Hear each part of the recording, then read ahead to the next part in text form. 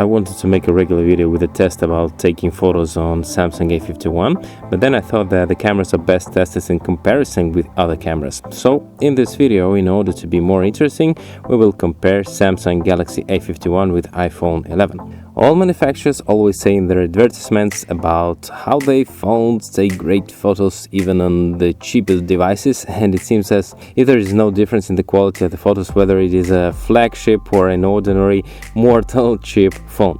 Samsung is no exception. They also advertise in this way, and you see their official website with ads where they are not shy to talk about the coolest features of the device. Beautiful pictures are everywhere, and today we'll take a look at some of the camera features of Samsung A51, and in order to make it easier for us to understand what level the A51 camera is at, we'll briefly compare it with one of the leaders in photography in the mobile industry with iPhone 11. We will only compare photos. If you want the videos, then write about it in the comments. I will do the same video comparison. Guys, I will leave reference links to these two smartphones under this video. If you want to buy one of these smartphones for yourself, you can do it via these links. In that way, you will also support my channel so that in the future I could make more and more independent content for you. Well, let's proceed to the comparison. First photo, daytime. As you all know, and you have probably heard many times, that all smartphones take good pictures during the daylight. I partly agree with this, and everything looks really good, but everything is known in comparison. Let's add an iPhone photo and take a look at what we get. Photos are quite different. On the left we have an iPhone, on the right Samsung, and Samsung picture is a bit overexposed. Pay attention to the sky. The clouds on the left are visible and slightly stand out. Please also pay attention to this noise in dark areas. The Samsung is noisier than an iPhone. And let's look at the next photo. I just used the wide angle lens for both smartphones from the same spot. I want to note that both of them are without autofocus. Everything here is very similar in terms of frame coverage, dynamic range and details, but the iPhone is a little more noisy and the Samsung smooths out its noise accordingly and picture becomes more blurry. But photos differ in white balance, and the iPhone shows warmer and more real tones, while the Samsung goes pink. Let's move to the building. This is a photo of A51. Everything looks good, details, no noise is visible, but let's add a photo from iPhone 11. And here it is immediately clear that the iPhone copes much better. Look at the floor. On the left is a clear tile, much more details, and also look at this counter window. Some areas on the Samsung and the text are very strongly overexposed. The Samsung does not see it at all, while the iPhone displayed everything clearly.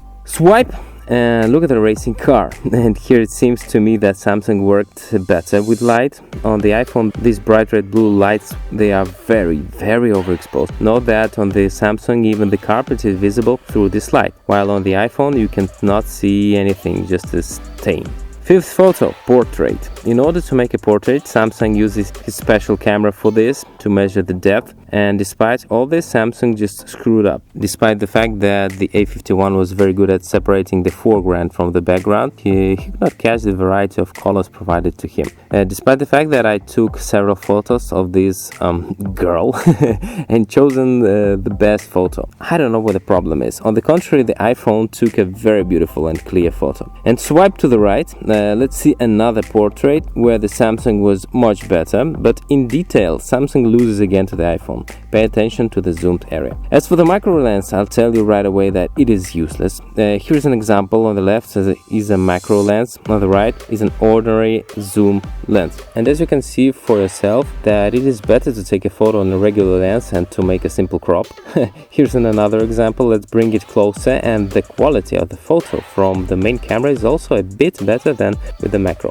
And here I have a question. Why did they install a macro lens at all? And the answer is simple. They just needed it for the number of cameras. Marketing. What can you do? Further, I want to show you how the Samsung A51 takes pictures in low light conditions. After all, this is very important, and low light conditions always show potential of the phone's camera. These are two photos from the Samsung. On the left without night mode, on the right with night mode. Yes, the photo with night mode really got better, but Samsung pretty much crops the frame. And for clarity, let's see this photo next to the iPhone. Here, of course, the iPhone is much better, but you and I should remember that the Samsung is 2 or even 3 times cheaper than the iPhone, so we will make a small discount for the Samsung. Well, this is a photo from the same point with wide-angle lenses, and it is clearly visible that none of these wide-angle cameras are simply designed to take pictures at night. The result is very bad for both cameras, but despite the fact that the Samsung very yellowed everything very much, I like his photo more. More details are visible.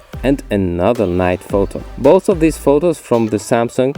On the right, as you can see, the photo is cropped. This is because, as I said, the night mode is turned on.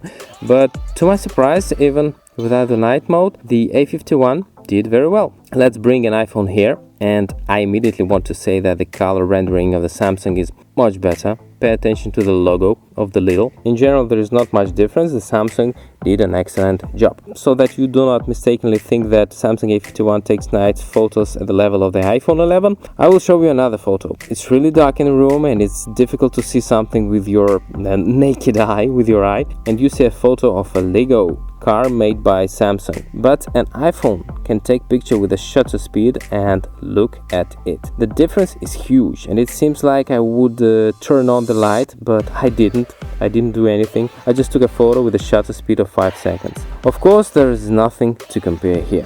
My Samsung A51 camera conclusion. 4 cameras, the back certainly looks cool, but at least one of them is definitely not needed. And as you understand, it is a macro camera. This camera is useless, and crop of the main camera makes the photo even better than macro camera. It also seems to me that depth camera for measuring the depth of the frame is also not absolutely necessary here, because the iPhone can do the same thing without that additional camera. Blur the background in the photo. If it were my choice, instead of these 2 cameras, I would prefer a single telephoto. It would be much better. But in fact, Samsung takes good pictures, and if you buy a Samsung A51 for yourself, then you will not be disappointed with this set of cameras. I really hope you enjoyed the video and it was useful to you. My name is Eugen. If you didn't know, subscribe to my channel if you didn't yet, and have a nice day. Всем добра!